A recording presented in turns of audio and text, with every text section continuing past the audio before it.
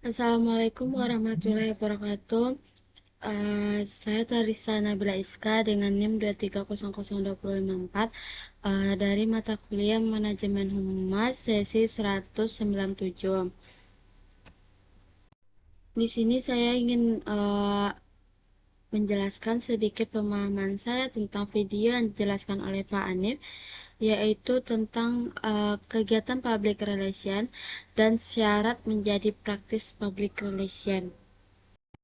Dari pemahaman saya, yaitu public relation itu sebenarnya di lembaga manapun itu merupakan implikasi atau implementasi dari tugas untuk mencapai tujuan-tujuan, eh, tujuan apa, tujuan lembaga atau tujuan organisasi demi menjalankan fungsinya sebagai ujung tombak atau perantara dari lembaga terhadap publiknya, dan perannya sebagai seorang juru bicara organisasi secara menyeluruh.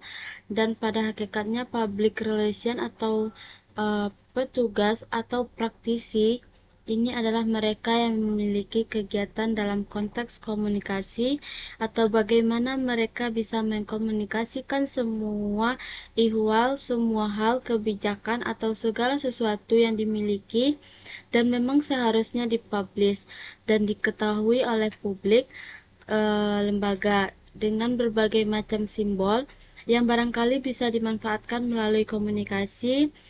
eh, Bentuknya bisa verbal, bisa nonverbal, atau sebagai event yang bisa dimanfaatkan oleh petugas-petugas dan praktisi PR dimanapun. Seperti yang kita ketahui pada prinsipnya, tugas utama atau kegiatan utama apapun bentuknya dari seorang praktisi public relation selalu berkaitan langsung dengan kemampuan mereka dalam berkomunikasi. Dan kegiatan berkomunikasi itu bisa dibagi kepada dua hal. Yang pertama dalam bentuk verbal, dan yang kedua bentuknya adalah nonverbal. Dan sebagian besar adalah pekerjaan yang mulai dilakukan oleh praktisi public relation ini dalam hal menulis proposal, artikel, progress report, menulis untuk presentasi, menulis berbagai hal terkait dengan kegiatan-kegiatan atau event-event yang harus disampaikan kepada uh, dan sebagaimana apakah bentuknya berita atau memang mempublish hasil karya, hasil produksi dari lembaga tersebut. Sedangkan verbalinas kalau ada tulisan, kalau yang lisannya dalam bentuk verbal adalah jumpa person open. Secara umum itu selalu dimanfaatkan oleh praktisi public relation dimanapun mereka. Semakin besar organisasinya, semakin besar lembaganya, semakin banyak event dan kegiatan khususnya dalam bentuk jumpa personal yang dimanfaatkan oleh praktisi PR. Sementara dengan bentuk komunikasi nonverbal itu meliputi berbagai hal, mulai dari penyelenggaraan pameran, seminar, spesial event, riset, apakah di dalam lembaga atau di luar lembaga, di tempat umum, atau memang dipilih secara khusus dengan publik khusus dari lembaga yang dimaksud. Ada istilah main activity atau aktivitas utamanya kita ambil dari satu pendapat uh, dari Ruslan. Dia menegaskan bahwa nenek TVT dari praktisi PEA dia sebuah lembaga itu minimal tiga. Yang pertama adalah semakin komunikator to public relation a must have ability as communicator. Artinya, public relation ini seharusnya memiliki kemampuan untuk menjadi seorang komunikator yang handal, apakah secara langsung maupun secara tidak langsung, berkaitan atau berkomunikasi dengan publik.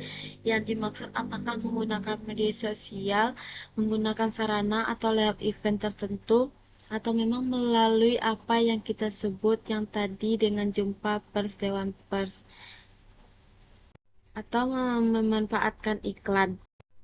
Tetapi pada prinsipnya mereka memanfaatkan kemampuan komunikasi kalian. Keanehan mendesain beritanya adalah CPR itu sendiri. Artinya mereka berperan sebagai version spoken. Yang kedua adalah lembaga mereka adalah sebagai backupnya manajemen public relation. Kemampuan untuk menciptakan apa citra positif atau image positif dalam rangka mencapai atau membangun reputasi yang luar biasa dari lembaga termasuk penghargaan dan target-target dari perusahaan ataupun lembaga yang dimaksud. Sehingga di tangan mereka lah baik buruk atau berkembang atau tidaknya sebuah lembaga.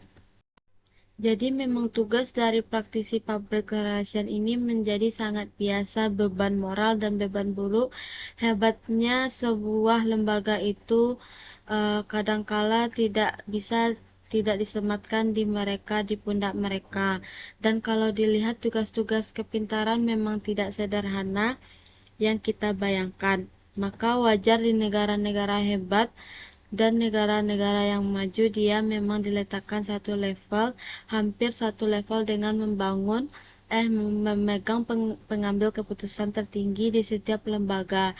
Karena tugas mereka mulai dari menginterpretasikan, menganalisis, melakukan evaluasi terhadap berbagai kecenderungan perilaku publik. Kemudian, bagaimana pada akhirnya mereka mampu merekomendasikan kepada manajemen untuk kemudian dibawa dalam lembaga dalam bentuk rumusan-rumusan kebijakan perusahaan atau organisasi.